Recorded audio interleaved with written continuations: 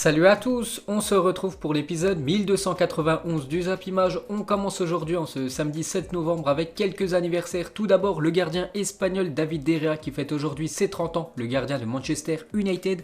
Un autre joueur qui évolue en Premier League fête aujourd'hui son anniversaire, c'est Callum Hudson-Odoi, le jeune attaquant de Chelsea qui fête lui seulement ses 20 ans aujourd'hui. Et pour terminer avec les anniversaires, c'est la légende Rio Ferdinand qui fête aujourd'hui ses 42 ans, donc très grand copain Ferdinand de Cristiano Ronaldo, les deux évoluaient à l'époque du côté de Manchester United.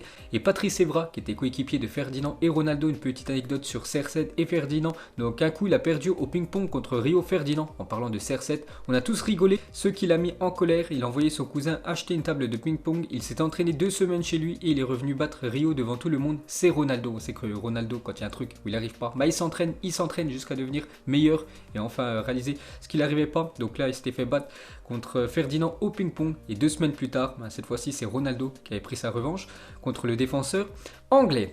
Ensuite, avant de continuer le Zap Image, petite présentation d'un jeu mobile qui sponsorise la vidéo. Il s'agit de Raid Shadow Legends, un jeu ultra connu. Donc déjà il est dispo sur iOS et Android, mais vous pouvez aussi jouer sur PC.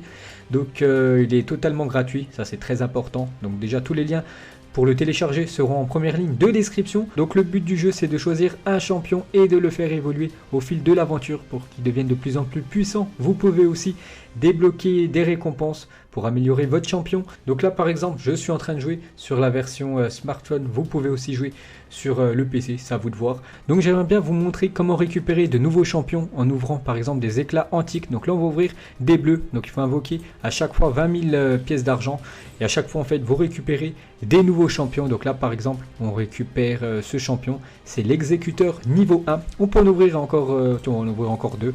Donc un deuxième. Donc à chaque fois bien sûr il faut utiliser 20 000 pièces d'argent. Cette fois-ci ça sera une championne Théurge. Et on va terminer avec pour finir un petit dernier. Donc là ça sera le champion apothicaire. Donc voilà les 3 champions qu'on récupère, parce que c'est très important bien sûr pour gagner ces combats. J'aimerais vous montrer aussi un peu du gameplay.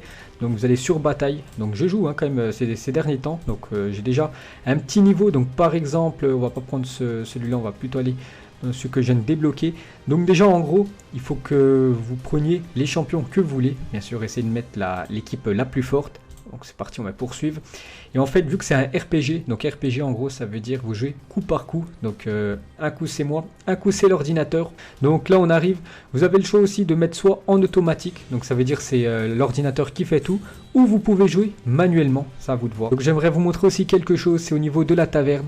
Donc là en fait c'est tous les champions que j'ai et vous pouvez améliorer votre champion. Donc un petit exemple, donc par exemple on va mettre 3 champions, on va mettre lui, voilà on met poursuivre.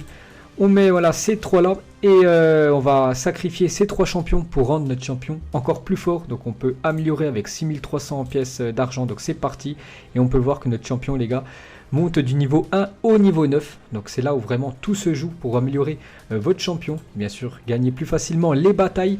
Donc Raid Shadow Legends ajoute souvent de nouvelles mises à jour dans le jeu pour améliorer déjà les graphismes, mais surtout pour ajouter de nouveaux champions. Il y en a quand même plus de 400 dans le jeu, c'est quand même énorme. Donc pour télécharger le jeu, tout se passe en description. Si vous utilisez mon lien, vous pouvez récupérer en récompense 50 000 pièces d'argent, 50 gemmes, une pleine d'énergie entière, une clé de boss. Vous pouvez aussi récupérer 5 éclats mystérieux et aussi un XP boosté pour un jour. Et surtout, vous pouvez gagner le champion petit sortilège que vous pouvez récupérer en haut à droite du menu. Donc voilà les gars, tous les liens sont en description. Moi je le conseille vraiment parce que ce jeu est vraiment au top. Et merci à eux d'avoir sponsorisé la vidéo.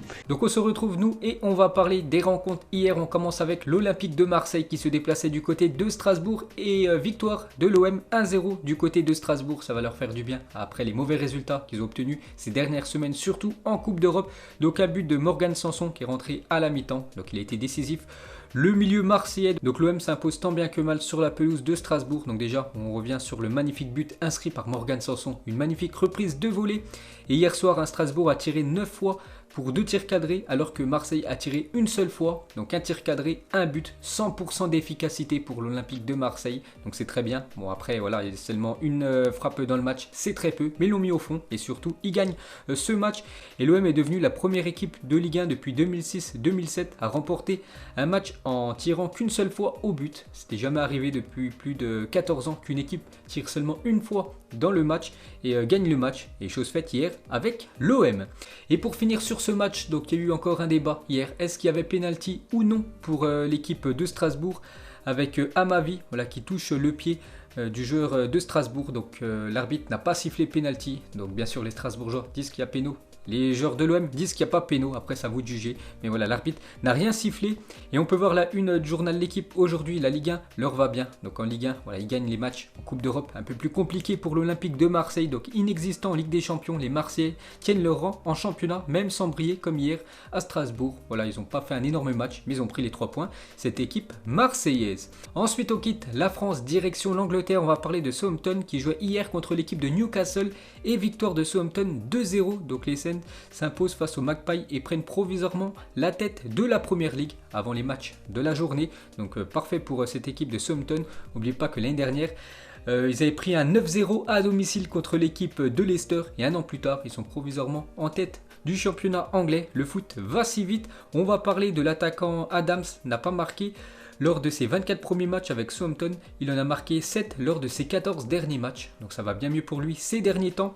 Ensuite, on prend la direction de l'Italie. On va parler de Sassuolo qui recevait l'équipe de Udinese. Score final 0-0 entre ces deux équipes italiennes. Donc après 7 journées, Sassuolo est toujours invaincu cette saison en Serie A. Et c'est toujours la meilleure attaque du championnat italien, Sassuolo, avec 18 buts inscrits en 7 journées, malgré le 0-0 hier. Et on va parler de l'ancien Marseillais Maxime Lopez qui a été transféré ces dernières semaines dans cette équipe de Sassuolo. Donc il est titulaire, il a été titulaire hier pour la 3e fois d'affilée avec Sassuolo, l'actuel 2e de Serie A. Derrière l'équipe de l'AC Milan qui a 16 points, Sassuolo 15 points. Donc un très bon début de saison pour cette équipe italienne. On continue avec le programme du week-end qui s'annonce très très lourd les gars ce week-end, que ce soit aujourd'hui ou demain. Donc par exemple dans quelques minutes, Everton reçoit l'équipe de Manchester United. Il y a aussi Dortmund contre le Bayern Munich cet après-midi. Le Paris Saint-Germain recevra l'équipe de Rennes. Il y a un beau Manchester City, Liverpool demain, Lyon AS Saint-Etienne. Donc un week-end de fou. Ensuite on revient sur le choc ce soir en Ligue 1. Le PSG premier reçoit l'équipe de Rennes 3e. Deux équipes qui se sont inclinées cette semaine en Coupe d'Europe. Donc elles vont vouloir se racheter avant la trêve internationale. Donc duel alléchant en Ligue 1 cette saison. Donc déjà classement des attaques. Le PSG 23 buts. Deuxième c'est Rennes 18 buts. Donc c'est les deux meilleures attaques qui se rencontrent.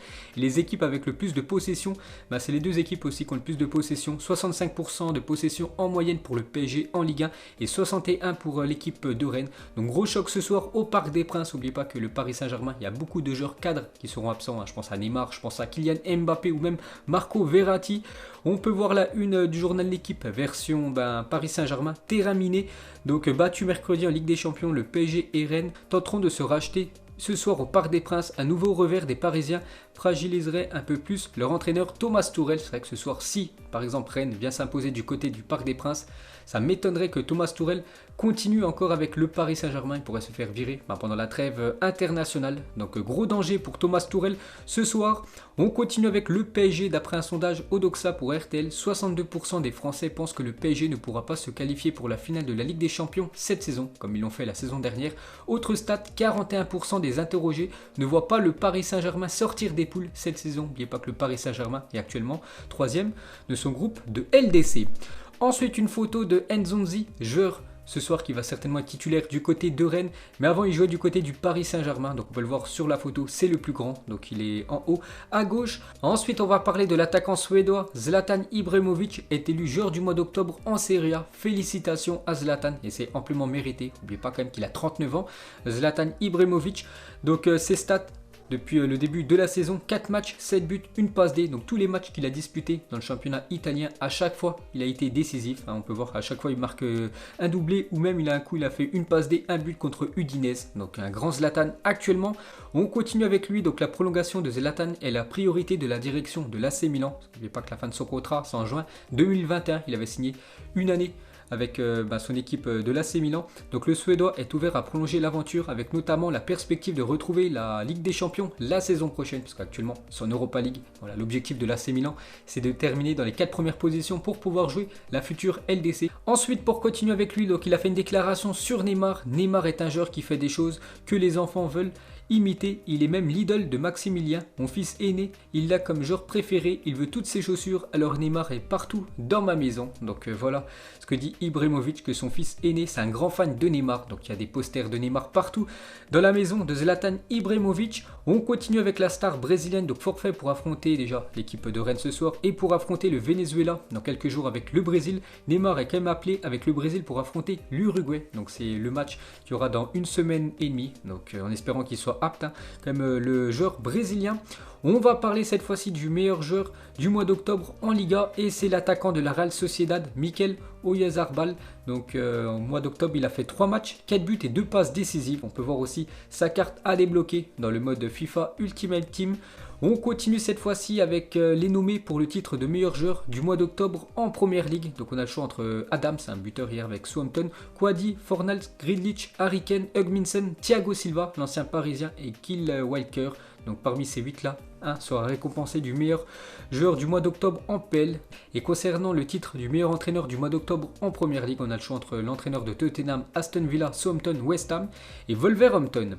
Ensuite, direction l'Espagne, on va parler du milieu uruguayen Fede Valverde qui a été élu meilleur joueur du Real Madrid pour le mois d'octobre. Félicitations à lui, c'est pas la première fois qu'il remporte ce trophée. Donc sur les 7 derniers prix, voilà, du meilleur joueur du Real Madrid, il en a quand même remporté 3, Fede Valverde, et cette saison, c'est 7 matchs, 3 buts pour lui. Ensuite, pour continuer avec le Real Madrid, une bonne nouvelle pour Zidane, parce que Sergio Ramos et Dani Carvajal devraient prochainement prolonger avec le Real Madrid. Donc déjà, concernant Carvajal, il pourrait prolonger jusqu'en 2024 avec l'équipe merengue. Et concernant Sergio Ramos, où c'était le doute depuis quelques temps, parce que Ramos voulait prolonger de 2 saisons, minimum et le Real Madrid lui proposait seulement une saison supplémentaire, donc du coup le Real Madrid devrait bien proposer 2 ans de plus à Sergio Ramos du côté du Real Madrid. Ensuite, officiel, Diogo Jota est élu joueur de la semaine en Ligue des Champions. Donc on avait le choix entre lui, Alassane Plea, Haaland et En-Nesyri, l'attaquant marocain de l'équipe de Séville. Et du coup, c'est Diogo Jota avec son triplé contre l'Atalanta Bergame qui a été élu. Et concernant l'Europa League, sans surprise, c'est l'attaquant turc Yazisi qui a été récompensé. Ensuite, on va parler d'Oussem Aouar est appelé en équipe de France pour remplacer Nabil Fekir blessé. Donc Fekir forfait cet après-midi contre l'équipe du FC Barcelone. Il a un problème à la cuisse, donc du coup c'est Oussem Aouar qui le remplace. On va parler cette fois-ci de Cristiano Ronaldo qui joue demain avec son équipe de la Juventus contre la Lazio de Rome, énorme choc. Donc un ancien joueur de la Juventus critique Cristiano Ronaldo, violemment attaqué. Donc Pascal Bruno, ancien joueur de la Juventus, donc il a dit Ronaldo est ignorant, il vit en Italie depuis maintenant 2 ans et n'a toujours pas appris la langue, il utilise l'espagnol pour s'exprimer, il n'a aucun respect pour ses coéquipiers ou pour les Italiens en général. Donc voilà, ce manque de respect quand même envers Cristiano Ronaldo. Bon après il y en a pas mal quand même de footballeurs qui évoluent dans un pays et qui ne connaissent pas la langue, je pense à Neymar, aussi ça fait 3 ans qu'il est en France, il ne connaît pas du tout le français, donc Pascal Bruno quand même envoie un sacré pic à Cristiano Ronaldo. Ensuite, pour continuer avec CR7, dites bonjour à la Moraldo, la nouvelle attaque de la Juventus, Morata Ronaldo, en une de Gazzetta dello Sport. La Juve a trouvé son nouveau Karim Benzema, parce que Benzema, du côté du Real Madrid, faisait beaucoup de passes D pour Cristiano Ronaldo, et c'était un sacré duo, Benzema et CR7, et la même chose du côté de la Juventus. Moraldo, Cristiano Ronaldo et Alvaro Morata n'ont joué que 2 matchs et demi cette saison avec la Juventus. Ils ont marqué quand même 7 des 10 buts de la vieille dame, donc 4 pour CR7 et 3 pour Morata. Ensuite, regardez la une aujourd'hui du Journal Sport en Espagne, gagner ou gagner. Donc cet après-midi pour le FC Barcelone contre l'équipe du Betis Séville, c'est victoire obligatoire. N'oubliez pas que le Barça a 7 points de retard sur l'équipe du Real Madrid qui jouera demain, elle contre l'équipe de Valence. Donc il n'y a pas le choix pour le Barça, victoire obligatoire au Camp Nou contre l'équipe de Nabil Fekir. On revient les gars sur la semaine catastrophique des clubs français en Coupe d'Europe et regardez le classement de l'indice UEFA par pays cette saison. Donc je parle bien de cette saison, donc la France. On est à la 13e position, on est quand même dominé par exemple les clubs grecs, hongrois, autrichiens ou même norvégiens, pour vous dire que c'est une catastrophe cette année. Et concernant les clubs français, on peut voir à quelle position ils sont. Donc par exemple le Paris Saint-Germain, donc ils sont à la 8e position. Au classement UEFA, Lyon par exemple 14e, pourtant Lyon ne joue même pas de Coupe d'Europe, mais tellement qu'ils ont obtenu 2 points la saison dernière, ils sont toujours très bien classés. Les Lyonnais, l'AS Monaco 37e, l'OM 58e, par exemple Nice 114e, ou même le Stade de Reims 121e de ce classement UEFA.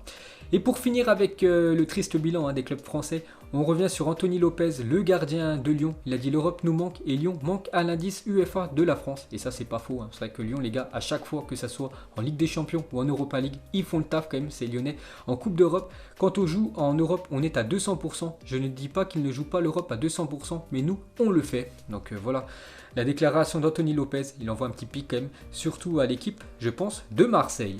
Ensuite, une nouvelle fresque murale en hommage à Marcus Rashford pour ses actions en faveur des enfants défavorisés a vu le jour à Manchester. On sait qu'il fait beaucoup de choses, Marcus Rashford, donc déjà très bon footballeur et aussi hors football, il fait pas mal de choses, surtout pour les enfants défavorisés. Donc cette magnifique fresque en hommage aux jeunes anglais.